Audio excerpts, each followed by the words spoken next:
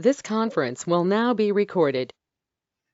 Good morning. My name is Bobby Fisher, and I work with the IronCAD USA group. It is my privilege and pleasure to bring you the fourth in our series of 5 productivity webinars. Today we're going to be handling why integrated DirectEdit costs 50% less time and effort over a history-based parametric modeler. And I'm excited to present this to you today, so I'm going to get my mug off the screen and we'll get started on this. So why do we actually say this? Let's actually look at what we mean by this product or this process.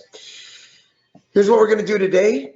We're going to introduce you to the IronCAD USA team. For those of you who don't know us yet, we're going to study some DirectEdit, what it actually is and how a history-based integrated DirectEdit system works.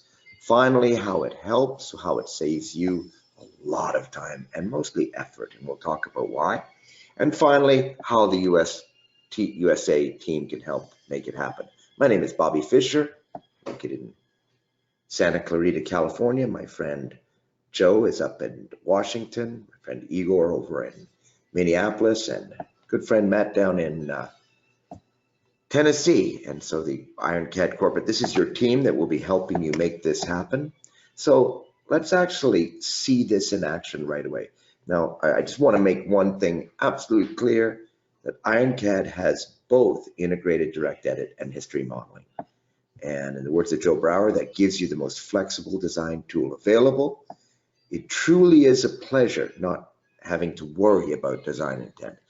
So let's jump straight into the product and look at what people actually mean by DirectEdit. So here we have a part, and just to show folks over here on this side of the screen, on the left-hand side of the screen, you'll see that what I'm working with is now a non-native. This means it was not created inside of IronCAD. This is a product that was created elsewhere, and I don't have any of the features, but it doesn't matter. I can still come in here and say, okay, well, you know what? Someone's actually asked me to make some changes to this part. And so I'm going to go to a face right now, a face selection tool, and come in and just select in a box all of these faces, because what I really want to do is take these faces, as you can see, and now using our patented triball, I'm going to bring that tribal up with an F10 and simply unlock it and locate the triball at the center of this. And why would I do that? When I lock it again, gives me this marvelous tool that allows me to pick it up and say, I need to move this exactly 45 degrees. And so once I've done that, I say, great, yeah, rebuild everything and go ahead and done. So now what's happened is it's moved everything, put the hole back in place too, and trimmed anything over here. Now this is a typical example of what people think of when they say DirectEdit. And as I'm looking at this now, I'm going to show you another example of this. Now, what would happen if, for example, I need to move this whole assembly up right here? I'm going to drill down and say, I want to take this face right there, and I need to just DirectEdit, move that up 0.125, eighth of an inch. I'll move that up. So I just want to actually relocate this, and we'll just pick it up and move it with the triball, 0.125. But notice that that land, now here's an interesting feature I'd like to show you. It's something called ghosting. So what ghosting does is it lets me have this here so I can work on it, but I'm going to ghost that so I can look through it. And the reason I'm doing that is because down there, there's a land that needs to come up and meet this. So what I'm going to do is drill down. See what I'm doing? I'm clicking, left clicking, till I get to the actual face. And once I've done that, I can pick up the face and just say, you know what? I need you to come up here and kiss that. So what I've now done is altered this file by adding an eighth of an inch here, moving this up, and then this face that we're looking at right here got extended all the way up, so it remeant that. So that's a typical example of what people think of when they think of DirectEdit. But let me show you something else, because you know, what was really important is when I started out, we're taking this object and turning it into something like this. And how do we do that? So let me show you in IronCAD exactly how it's done. In previous IronCAD USA videos and webinars, we've introduced you to drag and drop. So I'm going to come and drag and drop a block out. By the way, once I've done that, double click, it's dropped at the center, at the 0, 0, 0 at the datum. And now I'm going to actually just push on it and say, do I want to move this around this way, which is, yeah, that's a great way to do conceptual design. Or I happen to know how big this is. I know I want it to be 6 inches by 3 inches by 1.5. Now, once I've done that, I have my part.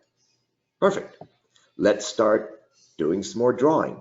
I'm going to draw a cylinder because I want a rounded top on this. So let's grab a cylinder, add some material, and then I can simply do this kind of thing where I say, oh, find this face. I want this cylinder to go all the way back till it meets that edge, and it needs not hang over the edge here, but I actually want it like that, and now I've created this rounded top. So I want to cut through the middle of this. I'm going to use a negative shape, and you'll notice that when little points appear, so these points are the big points at the center of lines, vertices, the center of a cylinder, the radius. I want to put this right in the center of my part there. Here's a neat little trick for those of you who have used IronCAD before. You know I can pull this one, but I want to pull this handle so it's equidistant around the center. So now if you see what it's doing, I want this to be 4 inches, and I want it to go all the way through the part. So I use my end conditions to say, take it all the way through the part and take it to the top of the part here. And you know what? If I want to cut through the entire part, I can do it this way, or I can say, you know what? No, I need it to be 1 inch less. So I just do the mathematical equation there, and I put a cut through here. Now, we continue to work on this part. How about we do some quick filleting or blending? I'm going to just go through till good. Right click. I want to blend, what do I want this to be? Give me 0.375. Excellent. I want another one on this side. Great. So you can see as I'm working, I'm just going to put these fillets in. You know what? Let's do some more fillets. Let's come over here and say, I want to grab fillet or a blend. I want this edge. Oh, great. I don't want that 375. I want a 0.25. Excellent work. All right. I like this. This is wonderful. But, you know, I would really like it if I could tilt these back. Well, if I look at how I built it, I have nothing in, you know, there's nothing in the block or the cylinder or this that allows me to tilt this edge back. You know, I'd have to go back and, well, that's no big deal. I just come through and click and say, well, what if when I get to this face editing tool, I can just bring up my triball and say, right where that thing is found, I want you to tilt back 15 degrees. Excellent work. Thank you for that, and it moved. Let's do the same thing on the other side. Bring up the triball. Want this to be 15 degrees. Of course, I could have linked these two. I'm going to make that minus 15, as you can see. Good. Excellent work. Let's shell this part out. So quick shell. And what do you want the wall thickness to be? 0.0625. And let's open up the bottom, and that's great. There's our shell done. Nice. Oh, I realized I forgot something.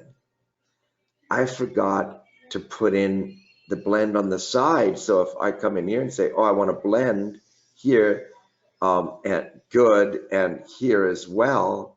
And now if I do that, well, oh gosh, it creates a problem. Why does it create a problem? Oh, because it's too big for this corner. That's okay. Go ahead. I want to do that blend before you do the shell. Oh, wonderful.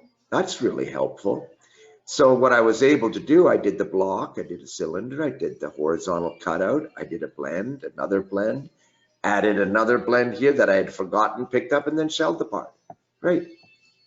Let's go on and do a little bit more direct edit. I realized that I want this to face the front. If this is going to be a personal stereo, what I might do is I might actually say, you know what? I need this to face 20 degrees in this direction. So, wow, massive change to this part. And that's really kind of neat. And so as I'm looking at this, well, what if I just want to, make some other changes? What if I want to come in and just, maybe pull this in a little bit?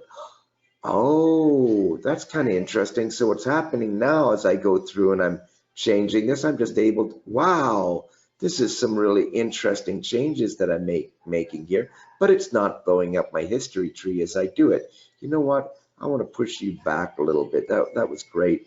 And in fact, let me drill down. I also want you to face the front, giving 20. Good. Excellent work. Now, I wonder what would happen if, now as I look at this, let me also, what would happen if I work on this one and say, well, what would happen if I pull that out? Now, I'm just going to show it to you. Yeah, that's what I kind of wanted to do. That was good. It was really,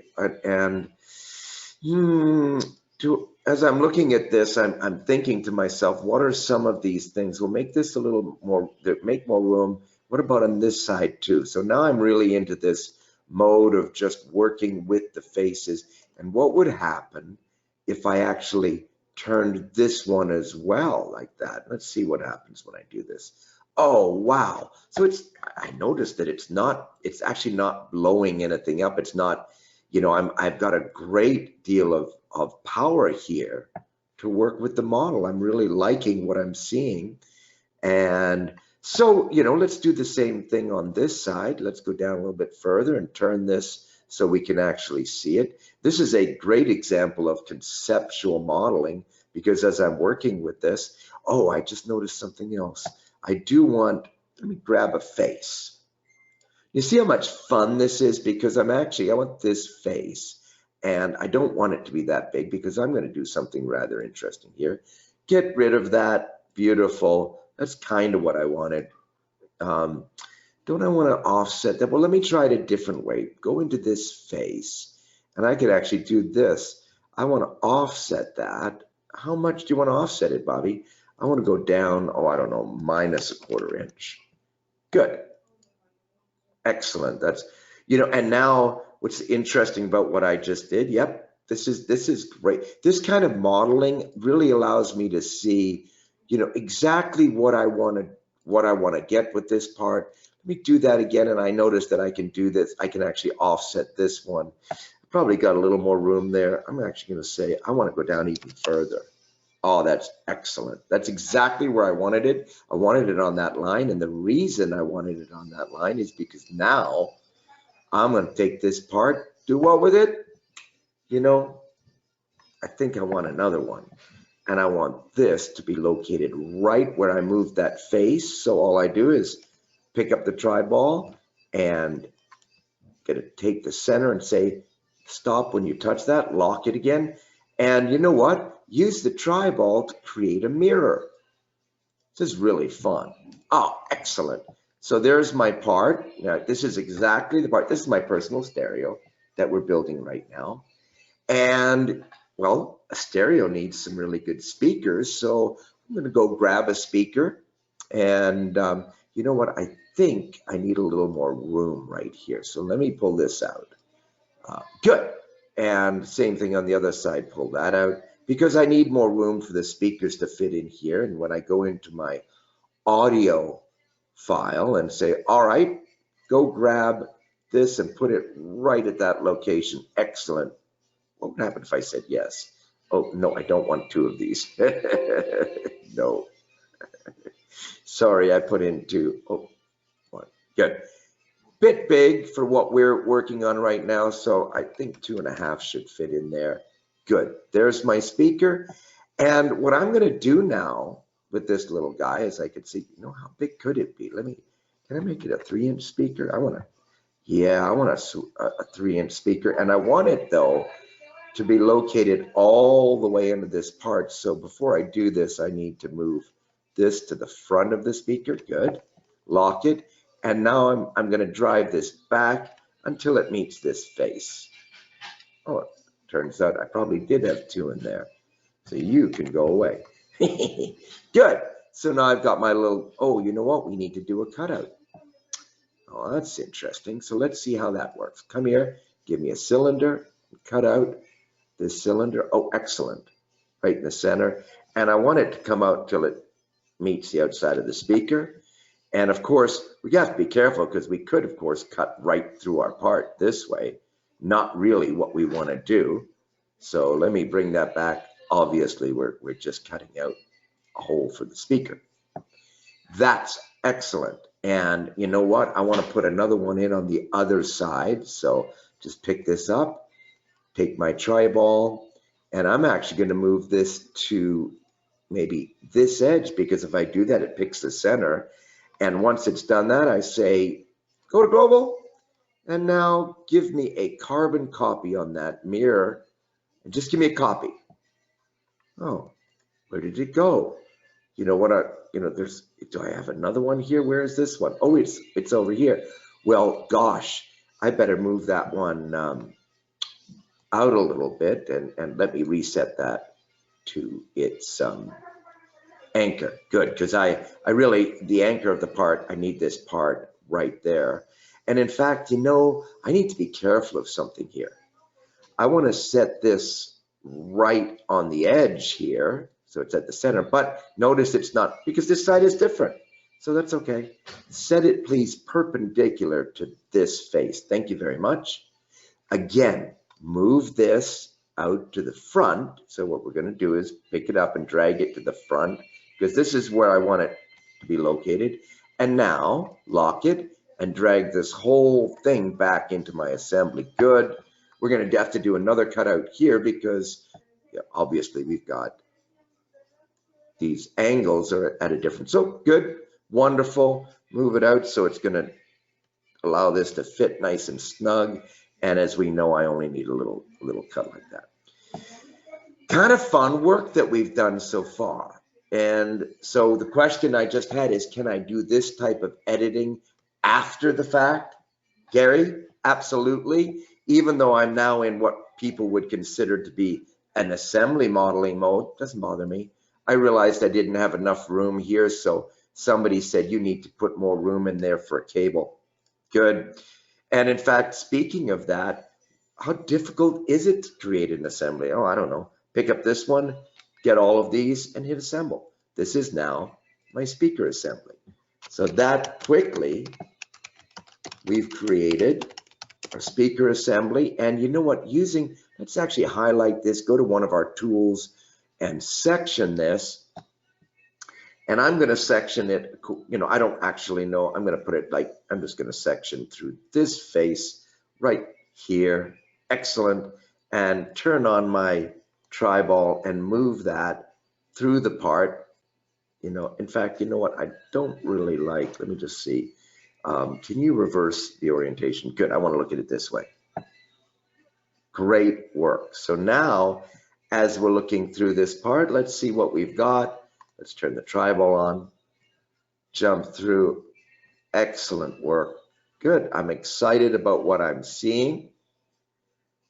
Very good. All right, good. So we've got our cutouts happening. We've got our part done. This is an excellent example. Let me turn this off for a moment. Suppress that.